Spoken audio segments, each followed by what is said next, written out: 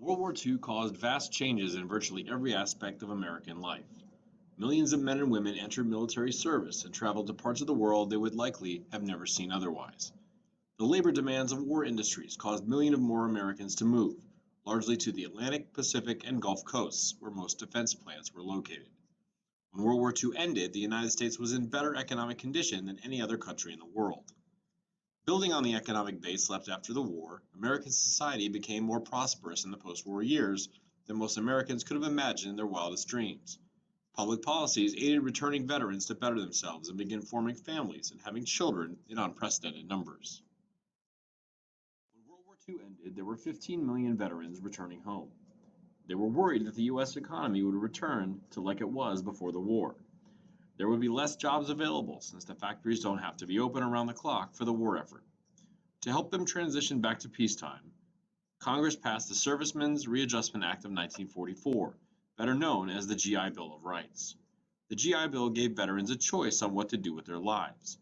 One option was buying a home or farm. Low-interest mortgages helped millions purchase their first house or some farmland.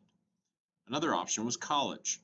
The GI Bill granted money to cover tuition and expenses for veterans attending a university or trade school. The third option was unemployment compensation. Nearly 9 million veterans received close to $4 billion from the bill's unemployment compensation program to help keep them going while they looked for a job or started a business. World War II had an effect on the American family. Couples rushed to wed and conceive children before soldiers shipped out, in part due to the romance and urgency of wartime, but also in part due to the extra pay soldiers received if they had families to support. The spike in marriages was even larger after the war, as returning soldiers tied the knot. 2.2 million couples married in 1946, a new record that would stand until the 1970s.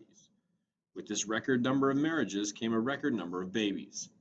The baby boom began as early as 1942, but it wasn't until 9 months after the war that the boom actually began.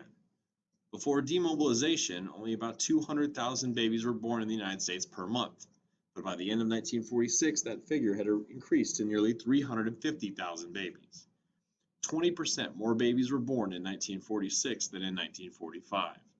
By 1947, the number of live births per thousand population jumped to 26.6. Today, that number is 12. Until this year, the baby boomers, as they are called, were the largest generation in the U.S. They have been overtaken by the millennials, Americans between the age of 24 and 39. The desperate need for veteran housing after the war resulted in a construction boom. Families no longer lived in the inner cities. William J. Levitt built 17,000 mass-produced, low-priced family homes in Long Island, New York. He called it Levittown. Low interest rates on mortgages that were both government insured and tax deductible made the move from the city to the suburb affordable for most families. You could purchase one of these homes for under $7,000, which translates to about $70,000 in today's money. In a single generation, the majority of middle-class Americans moved to the suburbs. As middle-class families fled, inner cities became decayed, poor, and racially divided. Uprooted by the war, millions of Americans made moving a habit in the post-war era. During the war, Americans had moved to the north to find jobs in weapons factories. The industrial north included the area from Pennsylvania through Ohio and into Michigan. It was best known as the Rust Belt because of its large number of factories. After the war, many of the factory jobs in the Rust Belt were lost because of cuts in production. A warmer climate, lower taxes, and economic opportunities in defense-related industries attracted many veterans and their families to states from Florida to California. This region is known as the Sun Belt. By transferring tax dollars from the Northeast and Midwest to the South and the West, military spending during the Cold War helped finance the shift of industry, people, and ultimately political power from one region to another. After World War II, the American consumer contributed to the ultimate success of the American way of life. Americans invested in items based around the home and the family. The items people most desired included televisions, cars, washing machines, refrigerators, toasters, and vacuum cleaners, the machines that would help them modernize their lives. Between 1945 and 1949, Americans purchased 20 million refrigerators, 21.4 million cars, and 5.5 million stoves, a trend that continued well into the 1950s. Another major effect of prosperity in the post-war era was the growth of business. Small businesses started and grew, while major corporations were merging, thus becoming larger, more profitable, and more powerful. Companies big and small needed workers, both skilled and unskilled. Jobs were readily available, and they were filled by a generation of eager-to-work veterans. More and more workers also joined labor unions. These unions negotiated with management for pay raises, better working conditions, and health and retirement benefits. This allowed America's blue-collar workers to enter the middle class. Between 1950 and 1970, the number of farms declined in half. More farms were consolidated or sold during this period than in any other period in our history. The number of people on farms dropped from over 20 million in 1950 to less than 10 million in 1970. The average size of farms went from around 205 acres in 1950 to almost 400 acres in 1969. At the same time, productivity increased. Farmers were producing even more food at a cheaper cost to consumers on roughly the same amount of farmland in the country. After FDR's death, President Harry S. Truman tried to continue his New Deal policies. However, his plan for full employment and civil rights for African Americans ran into opposition from a more conservative Congress. Truman managed to get Congress to pass the Employment Act of 1946, which created the Council of Economic Advisers to counsel both the President and Congress on means of promoting national economic welfare. But the Cold War and ever more conservative Congresses would hinder the passage of Truman's domestic programs. Truman asked Congress to continue the price controls of wartime in order to hold inflation in check. Instead, Congress relaxed the controls of the Office of Price Administration, and 25% inflation happened in the first year. Over 4.5 million workers went on strike in 1946 to allow wages to try and catch up after years of wage controls. When the mine workers went on strike, it threatened national safety. Truman seized control of the mines using soldiers to keep them operating until the United Mine Workers finally called off the strike. Unhappy with inflation and strikes, voters elected the Republicans to take over both houses of Congress.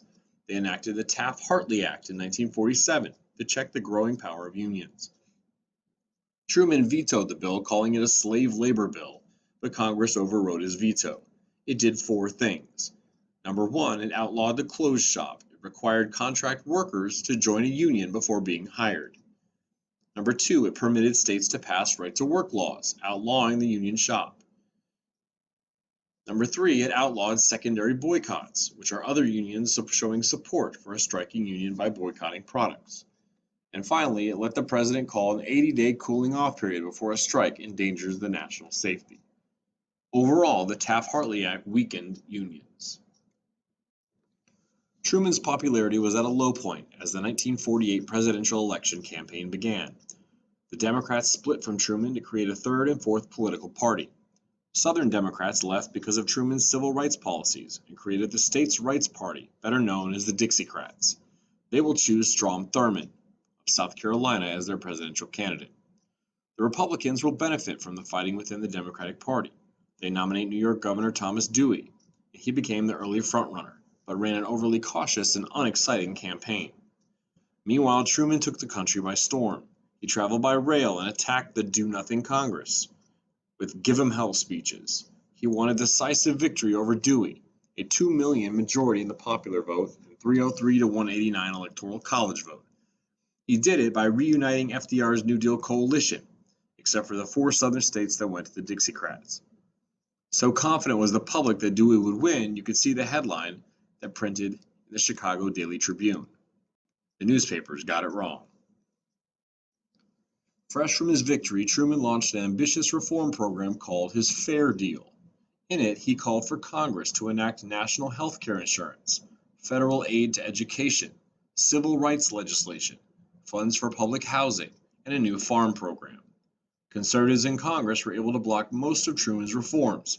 However, he was able to get an increase in the minimum wage from 40 cents to 75 cents, and the inclusion of more workers under the Social Security program.